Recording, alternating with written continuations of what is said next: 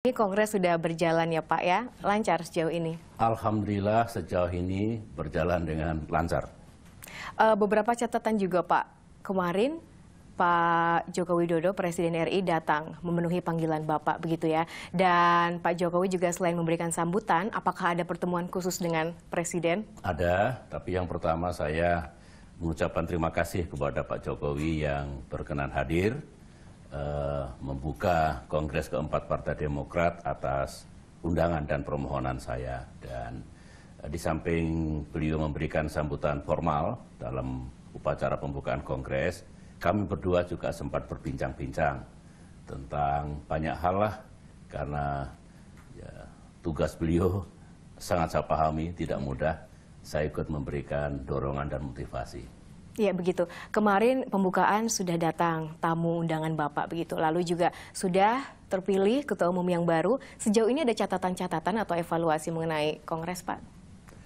Sejauh ini saya harus mengatakan Kongres berlangsung dengan baik sesuai dengan harapan kita. Kan kita ingin Kongres ini berlangsung dengan aman, tertib dan lancar, serta yang tidak kalah pentingnya legal dan juga demokratis. Semua sasaran itu tuangkan, semua sasaran itu kami tuangkan dalam proses dan mekanisme yang dijalankan dalam Kongres ini. Dan so far sekali lagi semua berjalan dengan baik. Sebelum Bapak dipilih ya Pak ya oleh kader Partai Demokrat pada Selasa malam, itu calon hanya satu, Bapak SBY. Apakah itu terkait dengan isu kaderisasi dalam partai? Tidak. Kalau soal kaderisasi itu saya kira dihadapi oleh semua partai ya, tidak unik atau khas Partai Demokrat. Mungkin ini tantangan bagi kami semua, mungkin juga PDI Perjuangan, juga Gerindra, Golkar dan lain-lain. Tidak berarti pula Demokrat kurang kader, tidak berarti pula tidak ada regenerasi. Jadi sebetulnya mengapa kali ini Partai Demokrat, terutama para pimpinan dan kader sungguh menginginkan saya untuk memimpin karena ada alasan yang khusus. Nah, kalau tidak sebenarnya sejumlah kader juga siap untuk berkompetisi. Itulah menurut saya latar belakangnya, tetapi kalau bicara kaderisasi, saya setuju ini tugas kami semua. Tugas politisi senior yang sekarang sedang memimpin partai politik, bagaimana proses regenerasi dan kaderisasi ke depan itu bisa berlangsung dengan baik. Berarti sudah disiapkan ya Pak kaderisasi, termasuk untuk misalnya persiapan 2019? Sudah, saya sudah punya strategi, kebijakan dan master plan.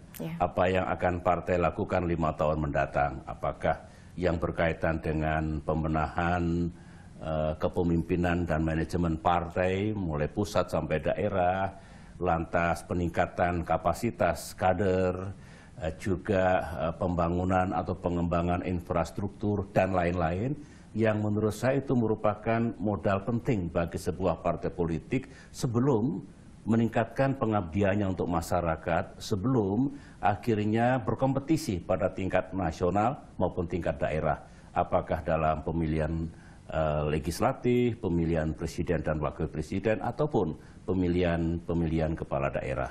Baik, sebelumnya Bapak juga menjabat sebagai Ketua Umum pada saat Bapak masih di pemerintahan, di istana begitu ya Pak ya. Periode kali ini juga Bapak sebagai Ketua Umum, ada tidak perbedaan, sedikit perbedaan antara ketika masih di pemerintahan, ketika nantinya ke depan ini, 5 tahun ke depan? Ya, begini, saya harus kembali tadi bahwa saya memimpin Partai Demokrat sebagai Ketua Umum ini baru 2 tahun ya. Ada yang mengatakan sudah 10 tahun, bukan, tidak begitu ya. Ada krisis di Partai Demokrat, saya terpaksa memimpin karena permintaan mereka, para kader, agar partai ini selamat. Cuma karena 2 tahun ketika saya memimpin Demokrat yang lalu itu, saya harus mengutamakan dan memprioritaskan tugas saya sebagai presiden, maka sehari-hari dijalankan oleh ketua harian misalnya. Atau saya tentu lebih mengutamakan tugas saya sebagai Presiden Republik Indonesia. Berarti untuk kepengurusan ini apakah ada perbedaan? Karena sebelumnya kan ada ketua harian begitu ya Pak, karena Bapak masih di pemerintahan. Apakah ada perbedaan untuk formasi pengurus pada periode ini? Pasti ada. Yang jelas karena setting dan situasinya berbeda, tentu ketua harian tidak diperlukan, ya. Kecuali dalam keadaan emergensi seperti kemarin ada ketua harian. Oleh karena ini keadaannya normal, insya Allah maka tentu ketua harian tidak diperlukan lagi. Ketua umum cukup dibantu oleh para wakil ketua umum dan para ketua serta sekjen dan pengurus inti yang lain. Baik, sekjen pasti harus ada begitu ya Pak ya. Ada kabar bahwa Mas Ibas, Mas Edi Baskoro ingin lagi menjabat sebagai sekjen. Gimana Pak? Saya kira tidak benar kalau Edi Baskoro punya keinginan lagi untuk menjadi sekretaris jenderal. Ini saya beritahu Mbak Ardia ya. Ibas ini sudah banyak berkorban. Sebenarnya dulu ketika Saudara Anas Urbaningrum sebagai ketua umum terpilih meminta Ibas untuk mendampingi 3 kali disampaikan, Ibas atau Edi Baskoro itu tidak bersedia. Dia sangat tahu bahwa dalam pemilihan ketua umum dulu, Ibas tidak bersama-sama dalam tim sukses Anas Urbaningrum. Dia mengetahui etika politik, tidak tepatlah. Tetapi Anas sungguh ingin dan bahkan datang ke tempat saya agar mengizinkan Edi Baskoro menjadi sekretaris jenderal. Saya tentu ya terserah pada yang bersangkutan, tapi sejumlah kader senior juga mengatakan sebaiknya Edi Baskoro mendampingi Anas. Berjalan, lantas ada musibah, Anas berhenti. Yang rakyat harus tahu, sampai hari ini Ibas itu tidak pernah berkata buruk tentang Anas, tidak pernah menjelek-jelekan Anas sebagai mantan ketua umum dan Ibas sekjennya. Itu juga harus diketahui publik. Lantas ketika Demokrat mengalami krisis, ingat dulu, Ibas harus merelakan diri untuk keluar dari anggota DPR RI. Dia memperoleh suara terbanyak dalam pemilu 2009, tetapi dia merelakan untuk meninggalkan lembaga yang dihormatinya itu karena dia harus fokus untuk membesarkan partai. Itulah yang dia lakukan, dia profesional meskipun anak saya membedakan betul hubungan keluarga dengan hubungan organisasi dan bisa saja berbeda pendapat dengan saya selama ini, tetapi semuanya ingin menyukseskan tugasnya masing-masing. Tentu dengan saya terpilih menjadi ketua umum ya tidak tepat kalau Ibas masih menjadi sekretaris jenderal. Dia juga sudah menyampaikan yang penting saya bisa membuktikan selama 5 tahun saya sudah bisa menjadi sekretaris jenderal yang baik dalam arti berbuat yang terbaik untuk Partai Demokrat. Itulah situasi yang terjadi dan tentunya saya akan mencari nanti figur lain untuk bisa menjadi sekretaris jenderal yang harapan saya juga membantu penuh ketua umum untuk menggerakkan roda organisasi dan mencapai keberhasilan di masa depan. Pak SBY, sebagai ketua umum yang baru, banyak jadwal yang menanti begitu ya Pak. Ada pilkada serentak yang akan dilaksanakan Desember depan, juga 2019 pemilihan presiden. Prioritasnya apa Pak? Prioritasnya yang jelas mempersiapkan kader-kader terbaik Partai Demokrat untuk mengikuti kompetisi pilkada. Karena serentak di banyak provinsi, di banyak daerah. Itu yang menjadi tugas jangka pendek.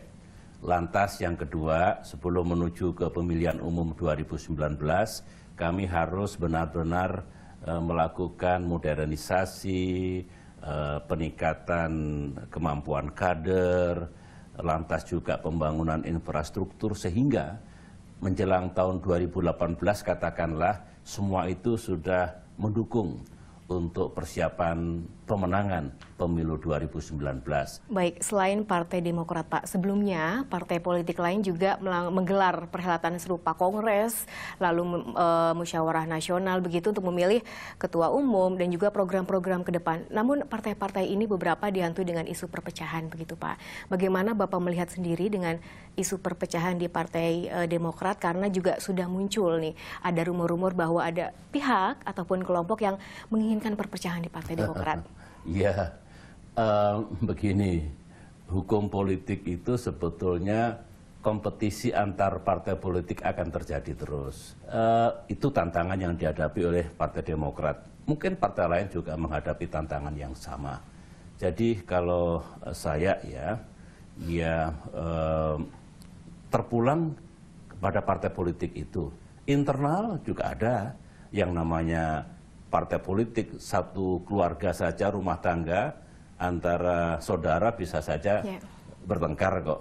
Apalagi ini partai politik. Tetapi saya punya fatsun politik, saya punya pilihan, apapun kalau bisa kita selesaikan secara damai, mengapa tidak? Menjelang kongres ini sebagai contoh, ayo kita kalau memiliki keinginan untuk membesarkan partai bersama-sama. Kalau ada yang ingin maju sebagai ketua umum, kita persilahkan, ada ruangnya. Tidak pernah kita tutup bahwa tidak mendapatkan dukungan yang cukup sehingga tidak bisa maju sebagai calon ketua umum, itu realitas yang ada. Jadi poinnya begini, Mbak Ardia, benturan kepentingan atau perbedaan itu selalu ada. Dimanapun, partai politik manapun. Demokrat, sejak Demokrat lahir dan berdiri juga ada. Tinggal bagaimana perbedaan itu bisa kita kelola. Saya berharap 5 tahun mendatang ini, kalau ada perbedaan atau benturan kepentingan maksud saya, itu pun bisa kita selesaikan secara baik. Ya Pak, sebagai tokoh yang mendirikan Partai Demokrat dan tumbuh bersama partai dan menjadi puncak pimpinan pemerintahan selama 2 periode, apa harapan Bapak terhadap Partai Demokrat ke depan ini? Partai Demokrat harus tetap kembali ke hitohnya, yaitu partai yang berpolitik secara bersih, cerdas dan bersih, lantas juga berpolitik secara santun, begitu, dan kemudian kita sungguh ingin menjadi partai yang berpolitik baik-baik, karena seperti prinsip menghalalkan segala cara, budaya politik uang, menggunakan kekuasaan secara berlebihan, itu bukan doktrin dari Partai Demokrat. Kami ingin dan mengajak seluruh kader Partai Demokrat, marilah kita berpolitik baik-baik, sesuai dengan apa yang kita gariskan, yaitu politik yang cerdas, politik yang bersih, dan politik yang santun, yang semuanya itu tentu membawa kebaikan bagi Indonesia. Terima kasih Bapak sudah meluangkan waktunya bersama NET. Itu tadi perbincangan saya Ardia Rahma bersama Ketua Umum Partai Demokrat Susilo Bambang Yudhoyono.